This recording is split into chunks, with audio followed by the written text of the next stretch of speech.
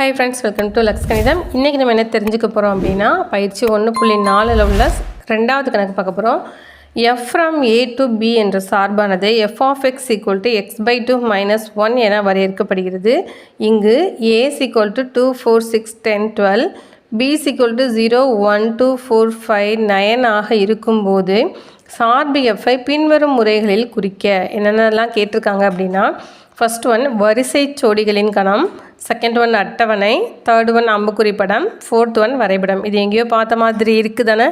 என்ன அப்படின்னா, எடுத்துக்காட்டு 1.11 நம்ம பார்த்துருப்போம். அதை நான் இம்பார்ட்டன்ட் சம்முன்னு வேறு சொல்லியிருப்பேன். பப்ளிக் எக்ஸாமில் கேட்பாங்க அப்படின்னு எல்லா கொஸ்டின் பேப்பர்லேயுமே அந்த சம் இருக்குன்னு சொல்லிப்பேன்.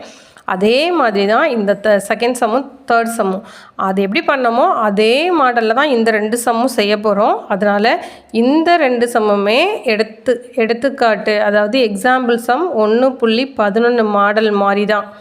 அதனால் இந்த ரெண்டு சம்முமே ஓரளவு நீங்கள் நல்லாவே பார்த்து வச்சுக்கோங்க. இதுவும் இம்பார்ட்டன்ட் சம் தான். இதில் ஃபஸ்ட்டு சம், இந்த செகண்ட் சம் எப்படி பண்ணுறோம் அப்படின்றது தான் இந்த வீடியோவில் நம்ம பார்க்க போகிறோம். சரியா? எப்போவுமே நம்ம என்ன பண்ணுவோம், கொடுத்துருக்கிறத எழுதிக்கலாம். f from a to b ஒரு சார்புன்னு கொடுத்துருந்தாங்க. f of x equal to x by 2 minus 1 கொடுத்துருந்தாங்க. ஏங்கிற கணம் கொடுத்துருக்காங்க, பிங்கிற கணம் கொடுத்துருக்காங்க. சரியா? இப்போ ஃபஸ்ட்டு அவங்க என்ன கேட்டிருக்காங்க, இதை வரிசை ஜோடிகளின் கணமாக எழுத சொல்லியிருந்தாங்க. சரியா? எப்போவுமே இந்த மாதிரி ஒரு சம் கேட்டிருக்கும் போது அந்த எடுத்துக்காட்டு நடத்தும் போதே நான் சொல்லியிருப்பேன், இப்போ வரிசை ஜோடிகளின் கணம்னு போட்ட உடனேவே நீங்கள் அதுக்கடுத்து ஒரு லைன் எழுதிக்கோங்க. இது நான் ஏற்கனவே எழுதுனதுனால இந்த லைனை நான் எழுதாமல் விட்டுட்டேன். நீங்கள் ஃபஸ்ட்டு இந்த ஹெட்டிங் போட்ட உடனே அந்த லைனை எழுதிட்டு அதுக்கப்புறமா நீங்கள் சம் செய்யலாம். ஓகேவா? அதாவது f from a to b ஒரு சார்பு f of x equal to x by 2 minus 1 என்பதை வரிசை ஜோடிகளின்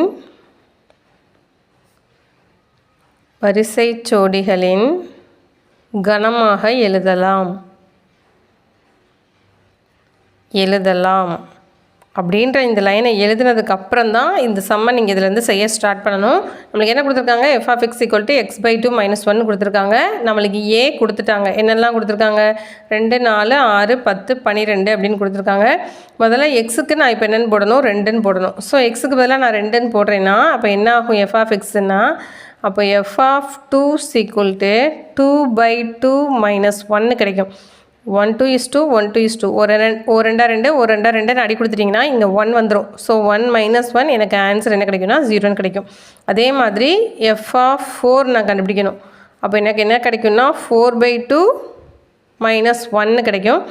2 2 2 4 அப்போ 2 minus 1 ஆன்சர் 1. நெக்ஸ்ட்டு எக்ஸுக்கு நான் 6ன்னு போடணும். So f of 6 equal to 6 by 2 minus 1. 1 2 2 6. So 3 minus 1 answer 2. அடுத்து x equal to 10. f of 10 அப்போ 10 by 2 1 2 2 10 minus 1. So 5 minus 1 answer is 4. Next x is equal to 12. f of 12 equal to 12 by 2 1 2 6 12 6 minus 1 equal to 5ன்னு answer கிடைக்கும். சரியா? So இப்போ நான் f of x எழுதணும். அவங்க கேட்டுக்கிறதே என்ன, வரிசை ஜோடிகளின் கணம். ஸோ ஜோடியாக நான் எழுதணும். நான் 2ன்னு போடும்போது எனக்கு என்ன ஆன்சர் கிடைச்சது, 2, 0, 4, 1, 6, 2, 10, 4, 12, 5. ஓகேவா? ஸோ வரிசை ஜோடிகளின் கணம் நம்ம எழுதி முடித்தாச்சு. நெக்ஸ்ட்டு அட்டவணையாக எழுத சொல்லியிருந்தாங்க. இங்கேயும் அதே மாதிரி தான். இதுக்கு அடுத்து நீங்கள் ஒரு லைன் நீட்டாக அழகாக எழுதிட்டு அதுக்கப்புறமா அட்டவணை போடுங்க. நான் எழுதுகிற மாதிரி இப்போ இடிச்சிட்டு எழுதாதீங்க. f of x equal to x by 2 minus 1 f from a to b என்ற சார்பை அட்டவணையில் எழுதலாம்.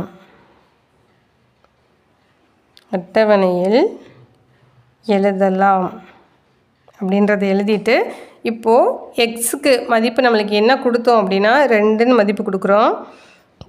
அப்போ நம்மளுக்கு ஆன்சர் என்ன கிடச்சிது, 0ன்னு கிடச்சிது. 4ன்னு கொடுத்தப்போ என்ன கிடச்சிது, 1 கிடச்சிது. 6ன்னு கொடுத்தப்போ என்ன கிடச்சிது, 2. 10ன்னு கொடுத்தப்போ 4, 12ன்னு கொடுத்தப்போ 5. அவ்வளோதான், முடிஞ்சிருச்சு.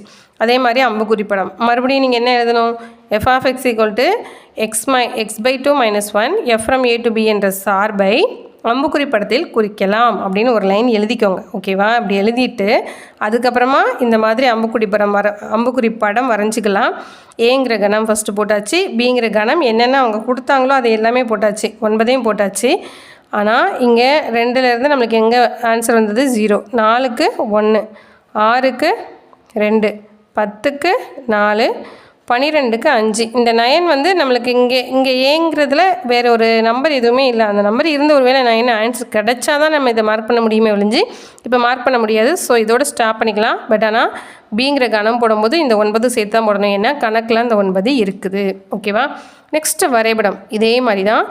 f(x) x/2 - 1 f from a to b என்ற சார்பை வரைபடத்தில் குறிக்கலாம் அப்படின்னு எழுதிட்டு இந்த மாதிரி படம் போட்டுக்கோங்க. நான் வந்து இதை அம்புக்குறி படத்துக்கு பக்கத்தில் இதை போட்டுட்டேன், இடம் இருக்கிறதுனால. நீங்கள் அப்படி போட வேணாம். எக்ஸாமில் எழுதுகிறதா இருந்தாலும் நீங்கள் நோட்டில் செய்கிறதா இருந்தாலும் நெக்ஸ்ட்டு அடுத்த பேஜ் திருப்பிக்கோங்க. அடுத்த பேஜில் நீட்டாக அழகாக எழுதுங்க. ஓகேவா? எப்பவும் போல் 0 எக்ஸுக்கு உங்களுக்கு 12 வரைக்கும் இருக்குது. நான் இதில் 12 வரைக்கும் குறிக்கணுன்னா எப்படி குறிக்கலாம்? 2, 4, 6, 8ன்னு தான் குறிக்க முடியும். ஸோ 2, 4, 6, 8, 10, 12, 14 வரைக்கும் குறிச்சிக்கலாம். நெக்ஸ்ட்டு இதில் f(x)ல் வந்து 5 வரைக்கும் தான் இருக்குது. ஸோ அதனால் 1, 2, 3 போட்டுக்கலாம். 1, 2, 3, 4, 5, 6, 7.